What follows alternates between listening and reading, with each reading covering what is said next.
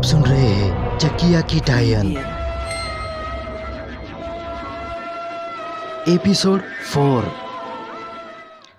अभिमन्यु और प्रीति को एक दूसरे की चिट्ठी मिल गई थी। उनका स्कूल में मिलना लगभग तय था।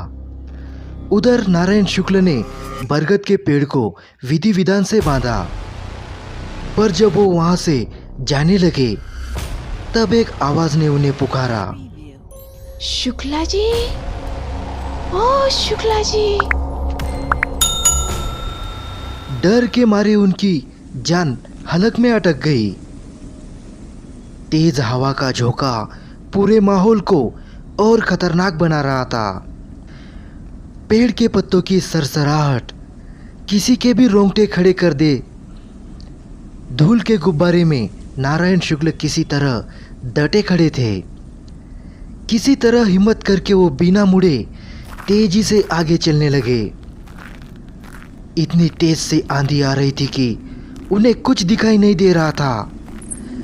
जैसे जैसे कदम आगे बढ़ रहे थे, छन छन करती पायल की आवाज उनके नजदीक पहुंच रही थी, जैसे कोई उनके पीछे ही चल रहा हो। डर के मारे नारायण शुक्ल की धड़कनें और तेज हो गई, मगर उसने पीछे पलट के नहीं देखा। कांपते होठों से मंत्र जाप शुरू कर दिया।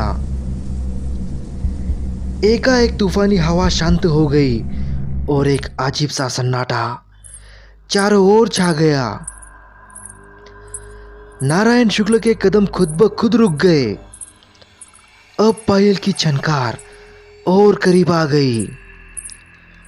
मदहोश कर देने वाली आवाज ने नारायण शुक्ल के कानों में एकदम करीब से कहा, जरा एक नजर मुझ पर तो डालिए ना, कब से आपका इंतजार कर रहे हो। वो आवाज किसी के भी होश उड़ा सकती थी, तो नारायण शुक्ल कैसे बचते।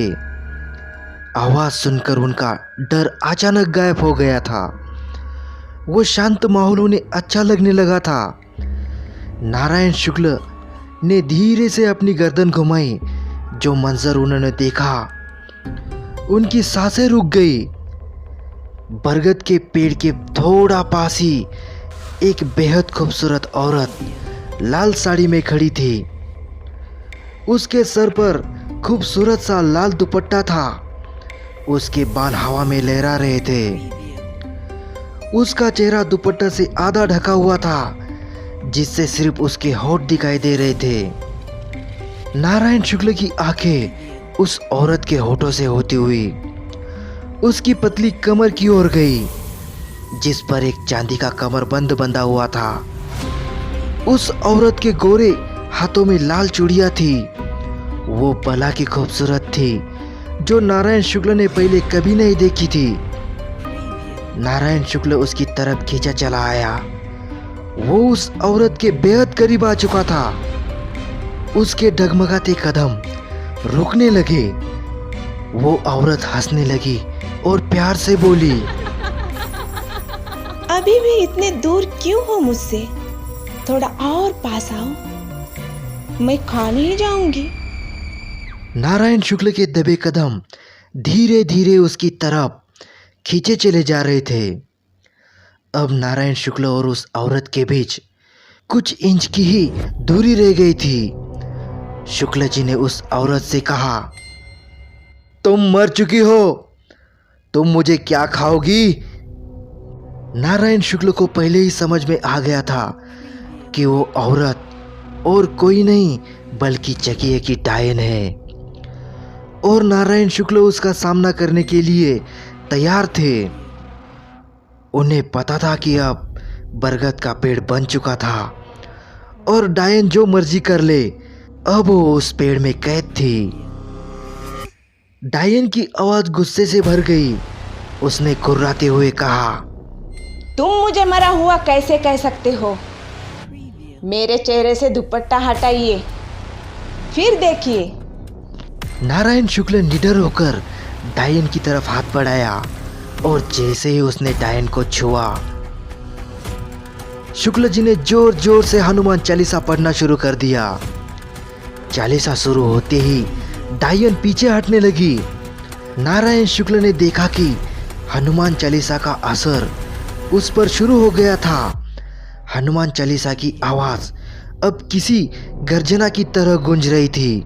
डायन एक एक कदम पीछे हट रही थी और नारायण शुक्ल किसी शेर की तरह आगे बढ़ रहे थे। चकिया की डायन अब बरगद के पेड़ के पास पहुंच गई थी।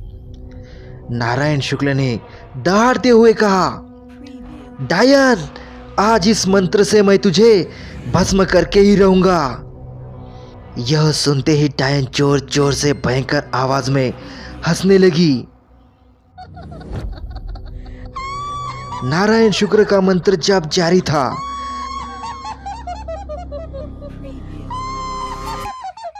अचानक से डायन ने अपने नुकीले हाथों से नारायण शुक्ल का गला जकड़ लिया। नारायण शुक्ल की सांसें अटकने लगी और मंत्र टूटने लगे। वो तड़पने लगे और आंखें बाहर आने लगी। डायन गुर्राते हुए बोली, इस मंत्र जाप से मेरी शक्तियां खत्म नहीं हो जाएगी नारायण। अब तक तो तूने मेरे बारे में सुना था, आज तुझे मैं दिखाऊंगी मैं क्या हूँ। यह बोलते ही चकिया की डायन ने अपने सर से लाल दुपट्टा हटाया और नारायण शुक्ल के एकदम पास आ गई। नारायण शुक्ल के पैरों तले जमीन खिसक गई। उसका चेहरा डर के मारे सफेद पड़ गया। डायन का खौफनाक चेहरा देखकर वो होश खो बैठे। बुरी तरह से जला हुआ चेहरा जिसकी आंखें निकल चुकी थी। ये मंजर देख नारायण शुक्ल घबरा कर चिल्लाने लगे और गिड़गिड़ाकर जान की भीख मांगने लगे। डायन ने कहा, दुनिया की कोई भी ताकत मुझे कैद नहीं कर सकती। डायन आजाद है और रहेगी। नारायण शुक्ल का शरीर ठंडा पड़ गया था। वो कुछ कहने या करने की स्थिति में नहीं था। डायन ने अपने दूसरे हाथ से नुकीले नाखून से उसके चेहरे पर वार किया।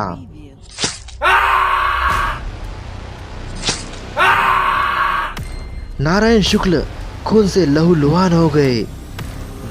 डायन ने बुरी तरह चिल्लाते हुए एक जोर की चीख के साथ नारायण शुक्ल की गर्दन मरोड़ दी।